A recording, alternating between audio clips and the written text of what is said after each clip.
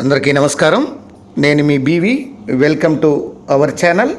ప్రకాశం జిల్లా మార్కాపురం వైకాపాలో అయితే వర్గ వివాదాలు అనేవి రోజు రోజుకు రచ్చకెక్కుతున్నాయి. మున్సిపల్ చైర్మన్ కుర్చీ కోసం అయితే నాదంటే నాకంటే నాకని కొమ్ములాట్లు ఎక్కువయ్యాయి.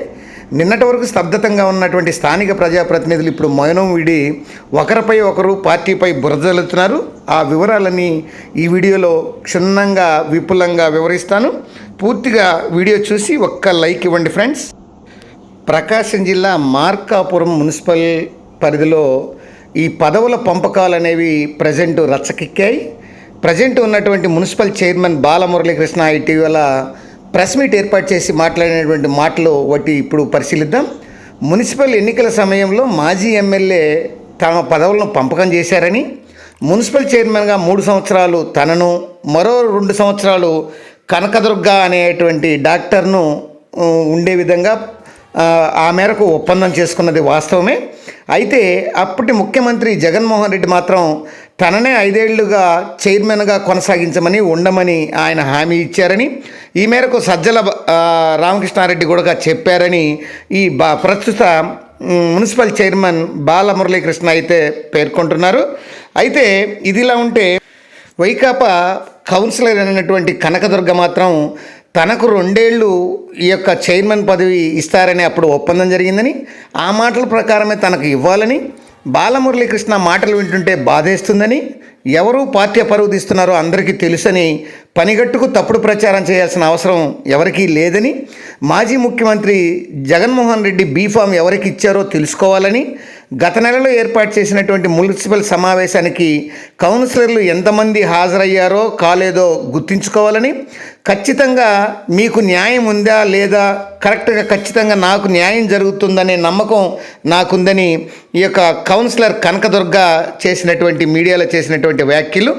ఇలా బాలమురళీకృష్ణ మరియు కనకదుర్గ ఈ పత్రికాత్మకంగా మీడియాకి ఒకరిపై ఒకరు ఆరోపణలు చేసుకుంటూ జరుగుతున్నటువంటి సందర్భాలకు ముందు 2 ఏళ్ల క్రితం అసలు ఏం జరిగిందో అనే విషయాన్ని మనం ఒకసారి పరిశీలిస్తే, మున్సిపల్ ఎన్నికల్లో ఈ బాలమురళీకృష్ణ ఈ యొక్క కనకదుర్గాదేవి గెలుపొందిన తర్వాత వీరికి మొత్తం దాదాపు 40 కౌన్సిలర్లు ఉన్నారు. ఒక 6 కౌన్సిలర్లు వచ్చి తెలుగుదేశం పార్టీ గెలుచుకున్నారు. తర్వాత ఈ 40 కౌన్సిలర్లలో ఈ యొక్క బాలమురళీకృష్ణకు ఒక 2.5 సంవత్సరం, అట్లనే కనకదుర్గకు ఒక 2.5 సంవత్సరం లెక్కన పదవి, మున్సిపల్ చైర్మన్ పదవి అందేటట్లు ఒప్పందం చేసుకున్నారు.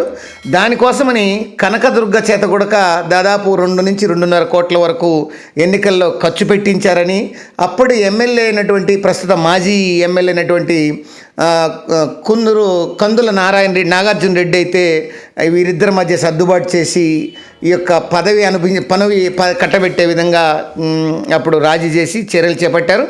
అయితే ఇటీవల తన పదవీ కాలం అయిపోతున్న సందర్భంలో తాను దిగాల్సిన పని లేదని, తాను పదవి పోగొట్టుకోనని, తాను ఎవరికి పదవి ఇచ్చేది లేదని ఈ యొక్క మీడియాకి ఎక్కి ఈ బాలమురళీకృష్ణ, మున్సిపల్ చైర్మన్ బాలమురళీకృష్ణ ప్రకటనలు అయితే చేయడం జరిగింది.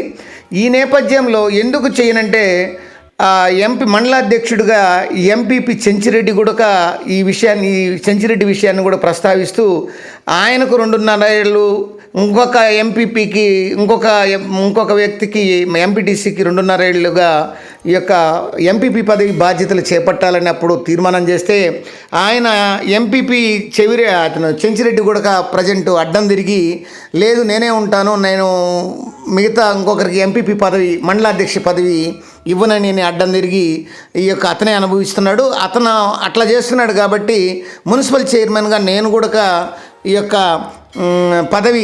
మున్సిపల్ చైర్మన్ పదవి నేను ఇవ్వాల్సిన పని ఏం లేదని మాట్లాడుతున్నటువంటి సందర్భాలు ఉన్నాయని ఇక్కడ మార్కాపురంలో ఒక ప్రచారం అయితే జరుగుతుంది.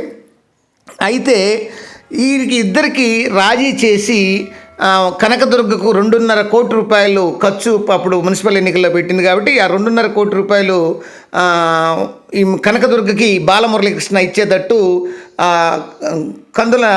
కుందూరు నాగార్జున రెడ్డి అయితే అప్పుడు ఆయన ఎదురుగునే ఒక హామీ పత్రాలు కూడా రాయించుకోవడం అయితే జరిగింది. అయితే ప్రస్తుతం జరుగుతున్నటువంటి విషయాలు కానీ చూస్తే ఇటీవల 4 రోజుల క్రితం ఈ యొక్క బాలమురళీకృష్ణ మున్సిపల్ చైర్మన్ పత్రికలకు ఎక్కి ప్రకటనలు చేయడం ఈ యొక్క వైసీపీలో ఒక దుమారానికి దారితీసింది. ఈ నేపథ్యంలో ఇటీవల 3-4 రోజుల క్రితం జరిగినటువంటి మున్సిపల్ సమావేశానికి కౌన్సిలర్లు ఎవరు కూడా హాజరు కాలేదని, ఒక్క మున్సిపల్ చైర్మన్ మాత్రమే హాజరయ్యారు, బాలమురళీకృష్ణ మాత్రమే హాజరయ్యారని తెలిసింది. అలాగే వీరంతా కూడా బాలమురళీకృష్ణకు యాంటీగా నినదిస్తున్నారనేటువంటి ప్రచారం జరుగుతుంది. ఎందుకంటే బాలమురళీకృష్ణ తన చైర్మన్ పదవీ కాలంలో అనేక తప్పులు చేశారు, అనేక అవకతవకలకు పాల్పడ్డారు, అనేక అక్రమ నియమాలకు చేశారనేటువంటి ఆరోపిస్తూ ఈ యొక్క కౌన్సిలర్లందరూ ఎదురుతిరిగారు. దీంతో కనకదుర్గకు కొంచెం మంచి ఒక గ్రిప్ వచ్చినట్టయింది. కానీ ఇక్కడ తెలుగుదేశంకి చెందినటువంటి 6 కౌన్సిలర్లు మాత్రం సైలెంట్గా చూస్తున్నారు. ఇక్కడ ఈ వీరిద్దరి మధ్యనే బాలమురళీకృష్ణ మధ్య మరియు కనకదుర్గ మధ్య ఈ పోరిలా ఉంటే, రేపు ఒకవేళ నేను ఈ 2.5 కోటి కడితే నేను దిగిపోవాల్సి వస్తుందేమని ఇద్దరిలో కూడా ఒక తర్జన భర్జన, ఒక భయం అనేది మొదలవుతుంది. అందువల్ల కనకదుర్గ ప్రజెంటు ఒకసారి నాకు పదవి కావాలంటది, ఒకసారి వద్దంటది, నాకు డబ్బు కట్టమంటది. అట్లానే ఈ మున్సిపల్ చైర్మన్ కూడా ఎప్పుడు అవిశ్వాసం పెట్టి దించేస్తారో, నేను ఎందుకు డబ్బులు కట్టాలి అనేటువంటి ఈ కిరికిరితోటి ఈ తెలుగుదేశం వాళ్ళను చూసి భయపడుతూ డబ్బులు పోగొట్టుకోవడం, లాస్ కావడం మరియు పదవులు పోగొట్టుకోవడం ఎందుకులని అట్లా ఆలోచనలో పడ్డారు.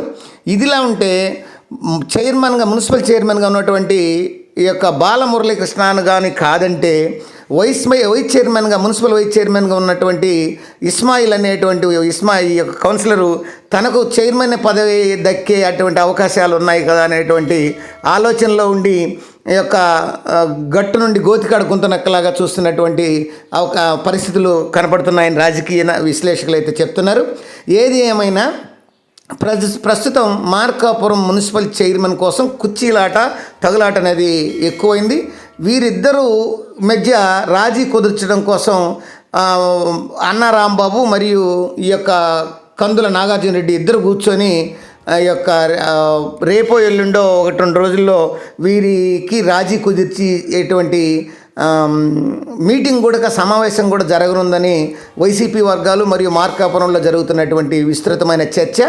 మరి ఈ మార్కాపురం మున్సిపల్లో రాబోయే కాలంలో ఎటు దారి తీస్తుందో, చైర్మన్ పదవి ఎవరికి వస్తుందో అనేటువంటి విషయం మీద మనం వేచి చూద్దాం.